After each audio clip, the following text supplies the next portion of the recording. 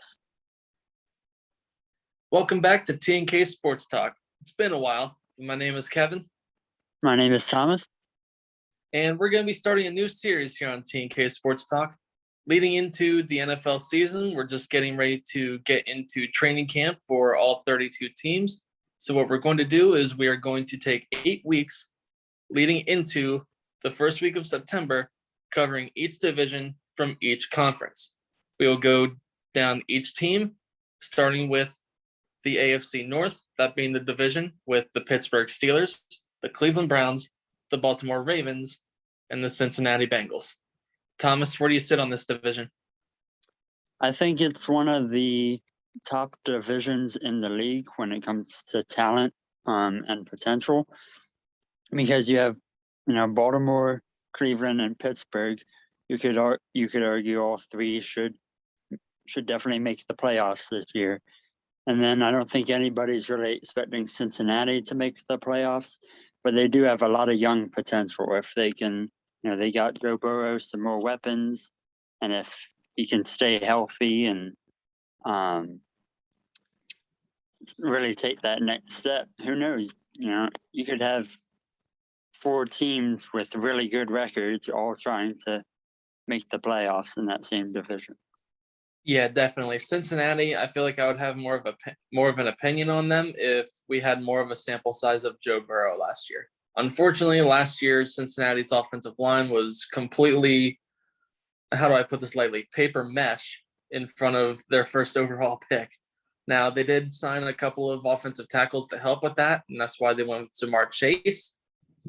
But right now, I still don't have a schedule or that of a record prediction for Cincinnati, because to me, they are far too up in the air. They have a lot of potential, but we haven't seen anything from that potential yet. Yeah, it's definitely up in the air for them. I can see it going either way. I do, and I know when it was draft time, I said, they were stupid for taking Jamar Chase and not getting Penei Sewell, which I still agree with. But other than that, I do like what they did this offseason, because they did get a couple offensive linemen in free agency and everything, like Riley Reef. I know they signed him. They gave Burrow some more weapons. And then I like what they did on defense, too. I know they stole Mike Hilton from Pittsburgh, from their interdivision rival in Pittsburgh. I think they signed a couple other DBs, and I know they lost Carl Lawson, but they signed what's the Saints? Trey Hendrickson from the Saints. They signed him. So they helped out both sides of the ball, and I don't think they should really expect go on a playoff run or anything this year, but I could see them. So I think it would be a surprise to a lot of people, but I could see them going like 9-8 this year. Yeah, that's all. The chips would have to be pushed all in and have a lot of things go their way to have a winning record. I think simply just because of the division that they're in. It all falls on Pittsburgh this year. We'll see what happens with them, because there's a lot of uncertainty there. Where does Pittsburgh go after the collapse last year? Are we finally seeing the tables turn in this division? For well over 10 years, we've seen, even longer than that, we've seen Pittsburgh absolutely dominate this division. And last year, while it looked like Pittsburgh was deemed for another Super Bowl run, they collapsed after having an undefeated run and then lose in the very first round to their interdivision rival and got absolutely smoked. It wasn't like they lost a little heartbreaker. Like, Cleveland blew them out of the water. And that's where I think this is really going to come down to. To me, this is a 3-team race, and there's going to have to be a lot of things to go each team's way to win this division. Yeah, definitely. With how much talent is on all 4 of these teams, and how all 4 could easily win that division.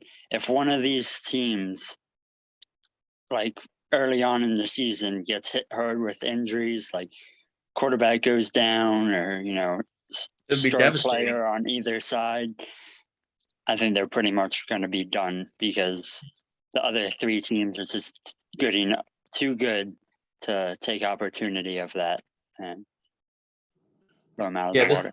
This isn't like the NFC East where like you lose your quarterback and then you can still like race for first in the division while being under 500. Like, no, you lose a star player in this division, you better have a damn good backup to be your next man up. Otherwise, it's gonna sting. You know, like for example, like I don't wish injury on anyone, but right.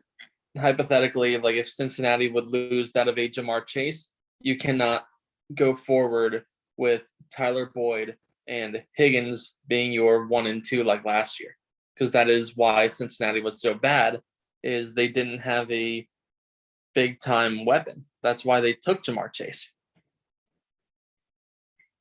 Yeah, and of course I don't wish injury on anybody either, but I think if any of the teams had to have a big injury, hot take, I think Steelers would do better if Ben gets hurt early on. Wow. And who's their backup? Does it matter? Exactly. I won't go that far. Pittsburgh is still a better team. I mean, that's why they keep taking quarterbacks in like the 5th round to back up Ben. Oh man, but that's a hot take if I've ever heard one. As long as they have Mike Tomlin, they're gonna go at least 8 and I guess they can't go 8-8 anymore, but they go at least 9-8 or 8-9.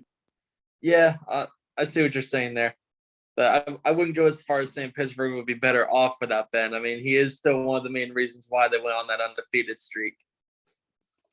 Yeah, but he's one of the big reasons why they collapsed. I hear you, but that's where my hot take comes in, at least for Pittsburgh, that if Pittsburgh does not reach at least the AFC Championship in 2021, Ben Roethlisberger retires from the NFL. I feel like his cap hit is far too substantial for Pittsburgh to keep holding on to for all these years. And if he can't get him over that hump again, like not saying it's all his fault anyway, but if he can't get you over that hump and he's making like just shy of $40 million a year, like since he signed that contract all those years ago, it was backloaded from the start. And he's not exactly performing to his MVP level anymore. He's been riddled with injury himself, and it looks like it's coming back to hit him a little bit. So if he doesn't get to the AFC Championship, the Steelers will have a new quarterback in 2022. Yeah, I agree too. I think unless I kind of think either way, he's probably going to hang him up after this season, just because I think like if they do win a lot and, go to the AFC Championship or whatever, and Ben will see it as, okay, this is a great opportunity, go out on top. But I also feel like if they, don't have a good season and maybe even like miss the playoffs, if he thinks, is it going to get better next year? Because I'm not doing this for a whole nother year if we're going to suck. So, right. But, I mean, I think Pittsburgh will be good. I think they will make the playoffs. But I don't think that – I think that first 11 games – I don't want to call it a fluke because they were playing very well in those 11 games, but I don't think you're going to see anything like that this year from them. No, and I think a lot of that has to do with the skill that's in this division. I'd be very shocked if anyone within this division has a run like that. Yeah, exactly. Like, I know on offense they added Najee Harris. They got some young receivers who are still good. They re-signed Juju Smith-Schuster. That was a big offseason move. Yeah, but they didn't address the offensive line at all. And then you look at their defense too. That was a big reason of why they went 11-0. And they lost Bud Dupree. It's one of the top pass rushers before he got hurt. They lost Mike Hilton. Like, they lost a good amount of starters on that defense that were a big reason of why they were so good. Now, obviously, they still have like T.J. Watt and everybody, but like you can't lose, Bud Dupree, Mike Hilton, Steven Nelson, who hopefully will come to Philly. He's being recruited. Yeah, and still be a top 5 defense. I think they'll still be probably a top 10 defense, but I don't think they're going to be one of the top defenses anymore. Yeah, I would agree with not being top 5, but kind of flirting around top 10, simply just because they lost a couple of big pieces, like not big time starters, I would say, but big depth pieces to back the load that those starters had to leave. Because a guy like Steven Nelson, like if he does indeed leave Pittsburgh, I mean, that's always up in the air. I mean, you see it all the time. Players just go out and see the market. And if it doesn't work for them, they just go back. We'll see what goes on with Steven Nelson, because I think that's a big loss for that secondary. Is Steven Nelson? He's not an outside corner. He's always a guy that's going to line up beside the linebackers and take the undercuts and the checkdowns away from the quarterback, which is such a big part to just checking down the field, especially within this division when you have a lot of receivers that work the middle and work the under game. I mean, that'll be a big loss for Pittsburgh if Steven Nelson does in fact leave the Steel City. Yeah, definitely. I have a lot of Pittsburgh or friends who are Pittsburgh fans, and I know a lot of them, when they were starting to collapse last year, they kept on saying, "Oh, it's not Ben's." A couple of them where it's not Ben's fault. It's this or that. No run game, no offensive line, no defense. Sure, they got a running back, but the 2 main excuses they were using for that collapse was their offensive line playing terrible and their defense, not playing as good as they were when they were 11-0. Well, those 2 things just got worse. So yeah, that was my biggest problem during the draft process. I know that you liked the Najee Harris pick for Pittsburgh, but to me, I just keep looking back at it and I can't make it make sense. Pittsburgh is trying way too hard to relive what won them those championships, and having Ben Roethlisberger, like, granted, it's a wise decision to not have your quarterback throwing the football like damn near like 45 times a game, like we saw Ben Roethlisberger having to do at points last year. But after seeing that, you cannot use a first-round pick on a power running back who needs a good offensive line to succeed. They're trying way too hard to recreate Ben's success when he had Jerome Bettis and Willie Parker when he was looking promising, and guys like that. You need to build an offensive line for your quarterback. And as soon as they picked Najee Harris, that was it for me. When that pick was made, I said to myself that this move is simply made to just try to take the load off of Ben and try to go further than their collapse showed last year. Personally, I still don't like it. There was plenty of offensive linemen on the board. Sure, they got a couple in the middle rounds, but in the first round, there was such a significant gap between first-round offensive linemen and where they took them. To me, it just doesn't make sense to have Najee Harris in that running back room when your offensive line is bottom in the league. Yeah, I can say I like the pick, but I can see it from the other way too, because another point would be that they did get Najee Harris in the first, and then got guys in like the 4th and 5th round.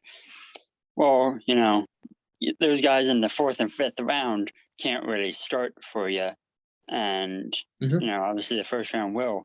Well, if first round pick was a tackle, he can start for you, and we've seen plenty of running backs in this league that are 4th and 5th round picks turn into studs. So yeah, you could have potentially got starting offensive lineman day 1 and still found a good running back day 2.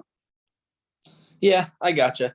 And we see it all the time. Like our Eagles, our offensive line is built off of those like mid-round guys. I mean, sure, Lane Johnson is the exception. He was a top 3 pick. But I mean, you look at Jason Kelsey and Brandon Brooks and guys like that. you're able to find those gems in the 5th round. But my only concern is, what if you didn't find gems? Then you still have to build an entire offensive line for your new quarterback that's set to come in within the next couple of years. That's the biggest problem that I have. Yeah, and Pittsburgh's going to be in a tricky situation too, because it doesn't look like there's going to be a whole lot of promising quarterbacks coming out of next year's draft. No, And Sam the problem with Radler, and with how the Steelers are built right now, the Steelers have plenty of talent to make sure that they're not in the top 10, top 15, or probably even top 20 pick. And then you're going to have Ben retiring. So now you don't have a pick to replace him. And you're outside that window. Yeah. So they're you're going to be stuck trying to find one in the second round when the first round quarterbacks are already suspect. Like, yeah, Pittsburgh's in a bad way right now. Yeah, like this year's draft, they had, 4 or 5 quarterbacks go in the first round. I'd be shocked if that happens next year. No, that simply won't happen next year.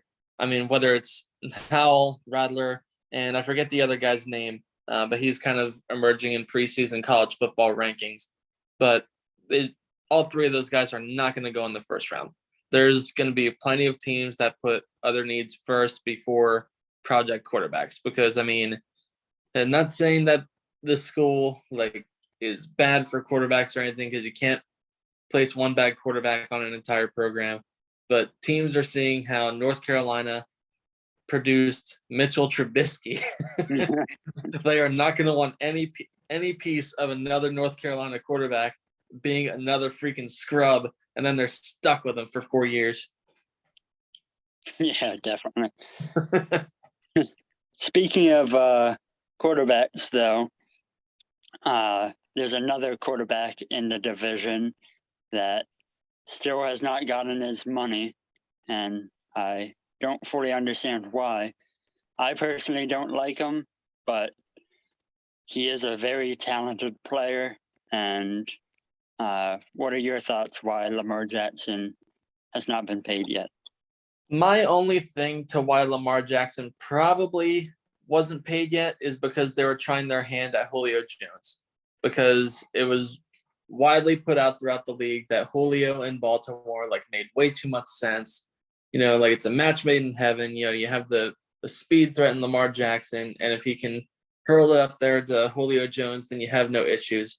Then it would have been a money problem, because Julio Jones needs his money and Lamar Jackson needs his money. But now I think it's just a matter of time before Lamar Jackson gets his contract. And to me, I think it is well-deserved. Sure, Baltimore has underachieved in the postseason, but the man is still an MVP. How he does not have a contract is shocking to me. Now, if you look at Cleveland and why Baker Mayfield hasn't gotten a contract, you can make another argument. But Lamar Jackson has proven to be an MVP. He has proven to be a threat every single Sunday when he laces up those pads and puts on those cleats. Why he hasn't gotten the contract, I think it all comes down to Julio Jones. Because as soon as Julio went to Tennessee, talks resumed between both sides. And now I think it's just a matter of time before you get that SportsCenter update on your phone, and it says Lamar Jackson signs a 5-year contract. And I saw a number that Adam Schefter tweeted out, I think it was yesterday, that said it could range anywhere between 35 to 40 million a year, and that the deal could range between a 4 or 5 year contract. Neither side wants a super long agreement like Patrick Mahomes got with Kansas City, because I think Baltimore views it as, if Lamar gets hurt in his legs, then they're screwed, because then they have a long-term commitment with that huge number, and they don't want to risk that. That's the heavy game that you got to play with these incredibly mobile quarterbacks. Michael Vick with Atlanta, he got a huge contract. Unfortunately, it wasn't an injury. It was the dog fighting rings and got him arrested. Then Atlanta got out of that contract. But if you look at these guys that are so nimble on their feet, if they get hit the wrong way in the open field, when fair game, when you're in the pocket versus the open field, it's a whole different story. if you get hit in the knees in the pocket, they're going to throw the flag 100% of the time, especially if you're a quarterback. But open field, those guys can go right after you and tackle you from anywhere. And if his foot gets caught or his knee bends a certain way, then that might be the only reason why Baltimore is a little hesitant to send that check over to Lamar and say, does this look okay? Yeah, if I was Lamar, for those exact reasons, I would be trying to get, the longest contract that I can possibly get. I think what happened last year is Lamar should take into consideration with Dak Prescott. They were close, but weren't close enough. And then Dak said, I'm just going to bet on myself and try and get more. And then, he has that gruesome injury. And I mean, he still got paid, but if he didn't have that injury and kept on having this kind of season that he was on track for, he probably would have gotten a lot more. I think Lamar Jackson should look at that and go, I am a bit smaller than other quarterbacks. I am constantly running, I don't want to get hurt and then lose out on millions. So I think he needs to, if I was Lamar, I'd try and make sure I have something done by preseason or at least week 1. But I would, but he should also try and get, the longest contract that he can from his sake. If I'm Baltimore, obviously I'm giving Lamar pretty much whatever he wants because, you can argue that, oh, well, Lamar hasn't done much in the playoffs, but he's also gotten you there every year. So, yeah. You're not going to find another player like Lamar Jackson. It's don't fall off trees. No, and I hate the term generational, and that's not the term I would use to describe Lamar Jackson anyway. When I hear generational, I think of that of a Patrick Mahomes and not a Lamar Jackson.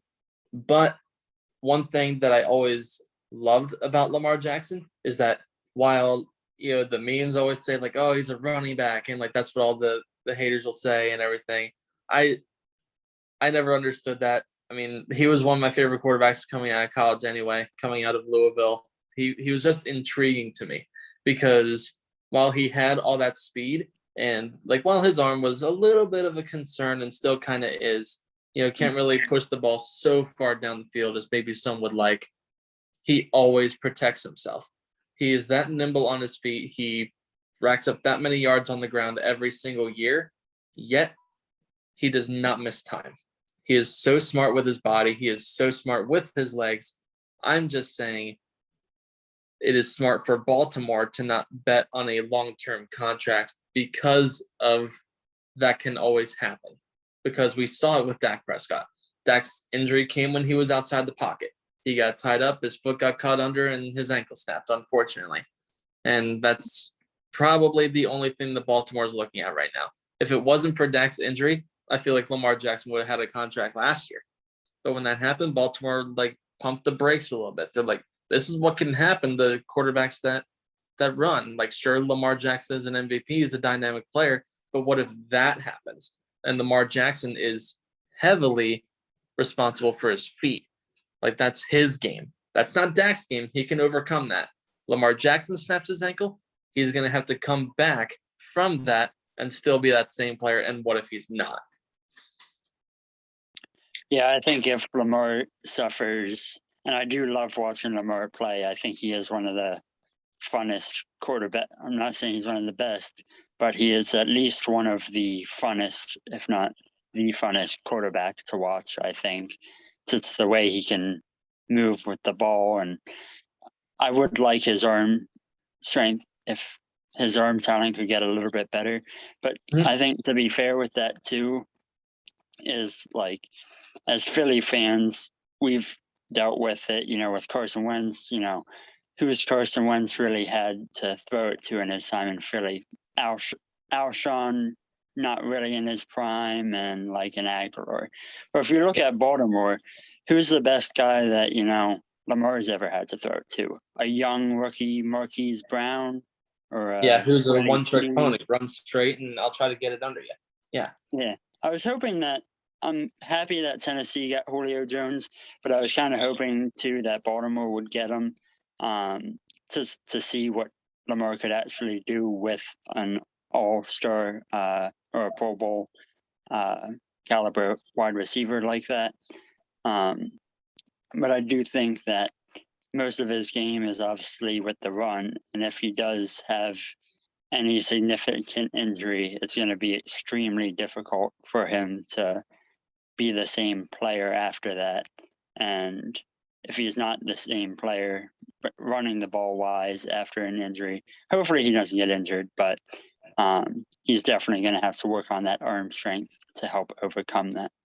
I'm telling you though, man, don't sleep on Rashad Bateman out of Minnesota. I'm not saying he would be like an alternative to like a Julio or anything, but I feel like that's a big piece to Baltimore this year. I think if you're looking at rookie wide receivers that can make an immediate impact and just make their team better, I think that's Rashad Bateman to a T. He does everything so gosh darn perfect on the field, and his frame speaks for that. Yeah, I do like what Baltimore did to surround Lamar with more weapons to make that final playoff rush that they want. I like that Rashad Bateman pick a lot too. Sammy Watkins, I think, was a really good pickup for him. I think Watkins is a little bit better than people give him credit for. Because, you look at him in Kansas City, he had really good years in Kansas City, but when you have Tyreek Hill and Patrick Mahomes and Travis Kelce, you're not really paying attention to Sammy Watkins. Yeah, I feel like Marquise Hollywood Brown as your 1, Rashad as your 2, and Sammy Watkins as your 3. And with J.K. Dobbins, who I'm expecting very big things from this year, I feel like he's ready to take that next step with Lamar. I feel like if all those pieces gel together, then Baltimore, I think, will be the heavy favorite for this division. Yeah, I like their chance. I think they're gonna go number 2 in the division, because I do like Cleveland, and I think Cleveland is gonna take Cleveland the division. now. Okay. Yeah. What a story. Yeah, it's insane. But first year head coach, first year GM, a lot of new pieces, and obviously we all know what they did last year. And then all they did this year was get healthier and stack up their team even more on both sides of the ball. Yeah. I think it's definitely not going to be easy for them having to beat out Baltimore, Pittsburgh, and Cincy. But I do think Cleveland takes pretty good control of this division. I can see it. Me personally, I love me some Baker Mayfield. He is not, that, I spoke on it earlier. I hate the word generational, but if we're talking about Cleveland quarterbacks, he is generational for Cleveland quarterbacks. Baker Mayfield has already done more for Cleveland in, 3-year span than all the other quarterbacks. I think it's 22 quarterbacks before him ever could even dream of doing. Baker Mayfield without his head coach. Keep in mind that game against Pittsburgh, Cleveland was without their head coach due to suspension.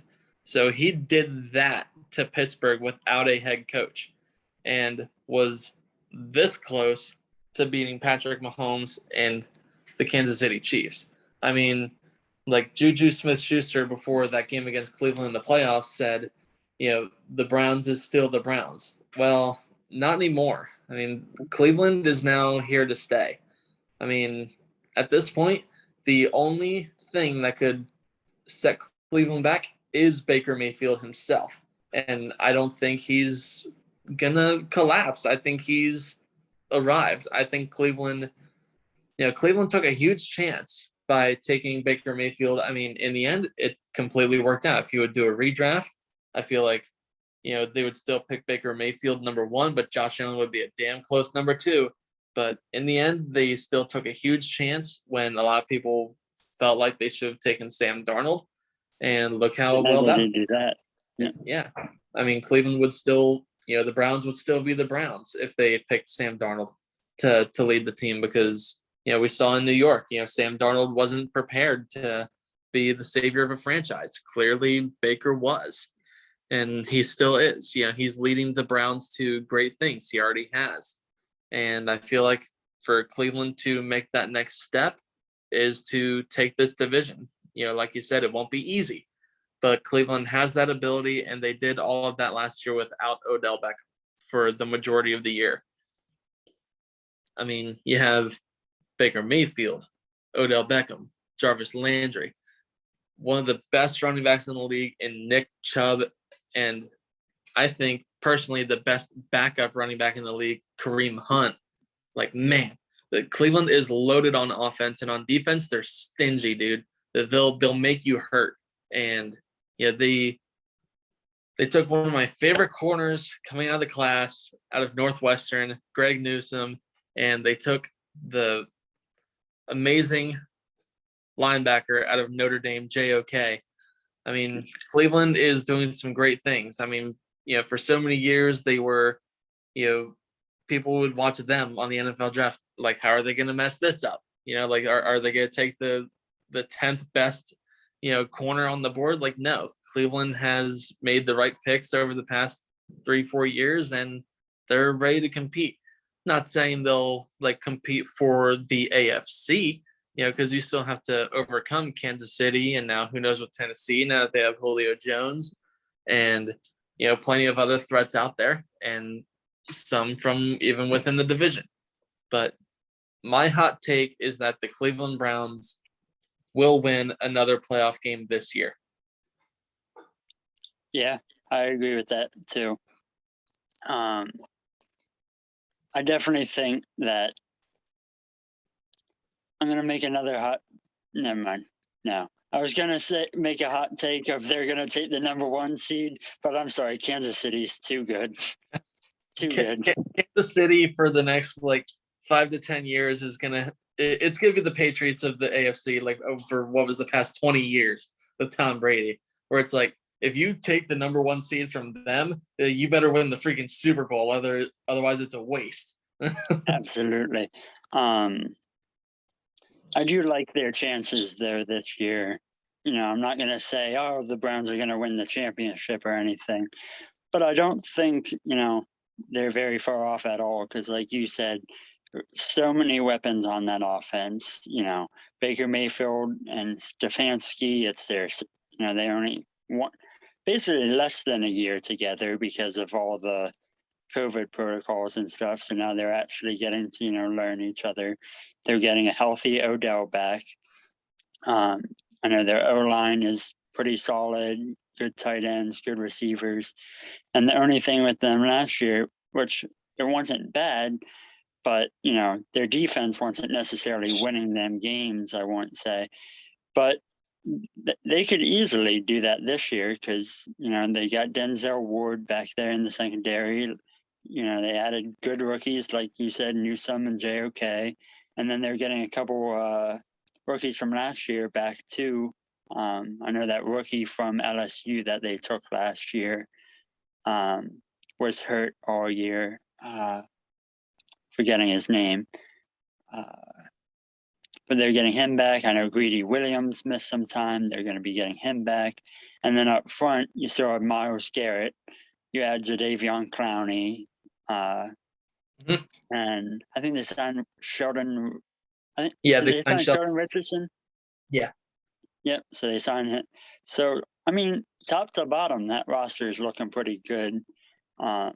It's just going to be crazy to watch as long as they keep drafting well, and this new GM seems all right, and the new coach and new coach turns out right, and Baker Mayfield looks good.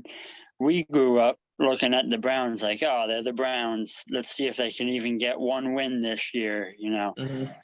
These kids growing up now could easily, look at the Browns like we look wait, they won the one. Patriots.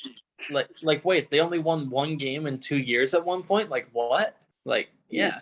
we weren't really old enough to watch, but the Patriots before Tom Brady and I think even Drew Bledsoe weren't the best of franchises. You look at Yeah. college, Alabama before Saban was Mhm. not a very good franchise.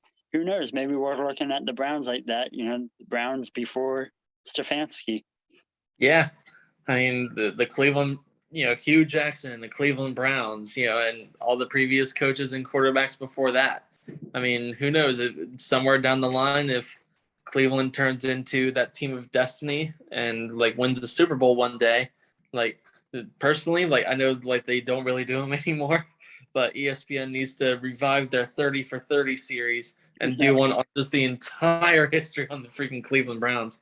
Just make it like a 3-hour special from like the time they like were first a team to when they lost the team to when they got it back, all the way to 0-16, and then 3-4 years later, they have a roster ready to compete. Detroit needs to freaking take notes. Detroit went 0-16 with Dan Orlovsky at quarterback, and they're still searching for freaking success in the NFC. Cleveland Browns went 0-1 two games, or no, one game in 2 years, and here we are 3 years later talking about like, oh, like they're one of the favorites in their division. Yeah, it's crazy. I do, and every team that does well has their bandwagon fans, and Cleveland's not apart from that. So I'm not talking about the That's why I'll never accuse Cleveland of having bandwagon fans, dude. Like they'll always be the farthest thing from it. I mean, Yeah. like I hate using the term like, oh, they're my second favorite team, they're my AFC team or whatever. Right. But like the Browns like always have like a special place for me, simply just because all those failures are like finally like coming full circle and they're finally good now. And like I'll watch them from afar, like if they're on, and like, wow, like this is the Cleveland Browns. Like, what happened? Yeah, that's like what I was gonna like say. how was this so wrong before? Yep, exactly. And I'm just very happy for when all those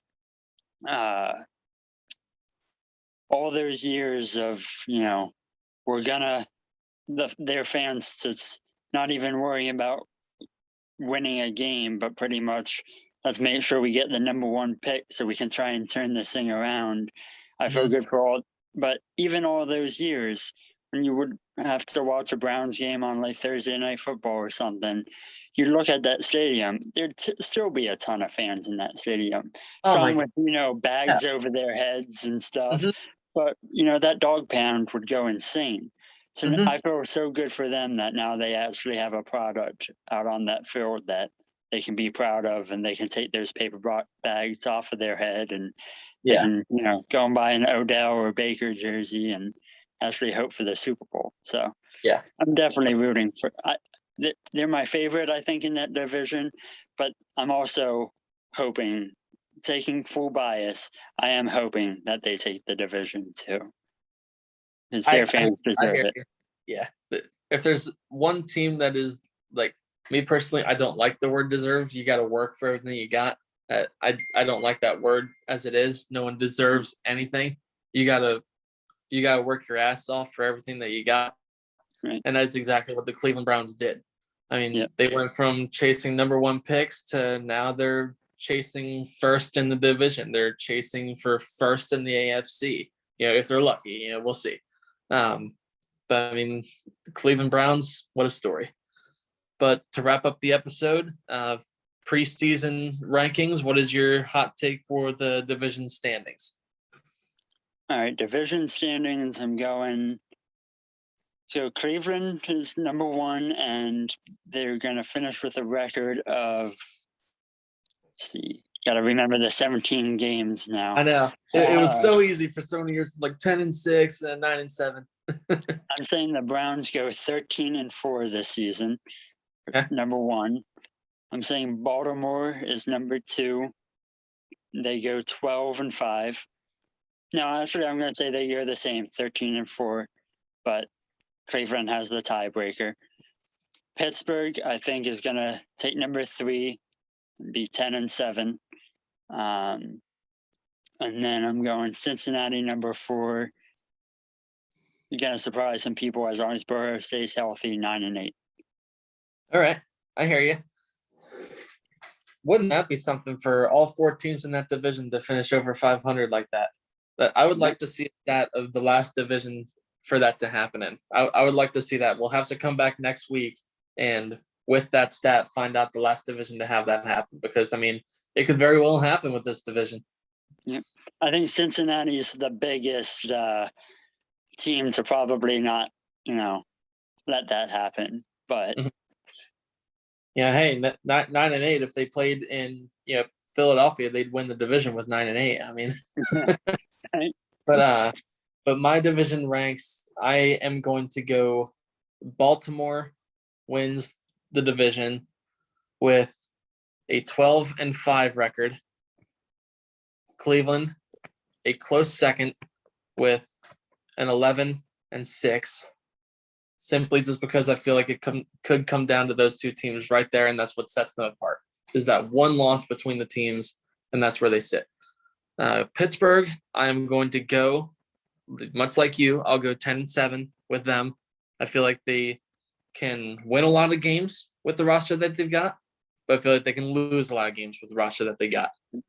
But Cincinnati, I am going to go with a 7-10. I feel like their team is still just a little too raw with Joe Burrow. I feel like this year I know Cincinnati is actually going to have a full off season, like we're out of COVID now. These teams are going to be able to practice now with all of their team, especially with their rookies. We didn't get that last year. But I feel like this is just going to be a big continuation of Joe Burrow's rookie year. He's going to still have to getting used to NFL defenses and schemes. And I feel like that's just going to be a little bit too raw for this young team with still a ton of potential. And they'll hit double digits in losses simply just because of that. They're just still a little too young. They're not quite there yet. And yeah, I feel this then with the extended playoffs, there's one extra team because there's only one first round bye in the AFC. I feel like there's a very good chance that you see 3 playoff teams out of this division. It'll be very tight, but I can definitely see it. Yep, I think so too. I think Baltimore and Cleveland, without any doubt in my mind, will make the playoffs. I don't think Cincinnati will. And I think Pittsburgh is definitely going to be, last couple of weeks, they're going to be one of the teams watching where, they got to win 2 of the last 3 or something like that to get into gotta the playoffs. Gotta go 500 over the next 4. Yeah. But we want to thank everybody for tuning into this episode of T&K Sports Talk. We'll be right back here next week. We'll probably switch conferences. We'll see which division that we take on next week.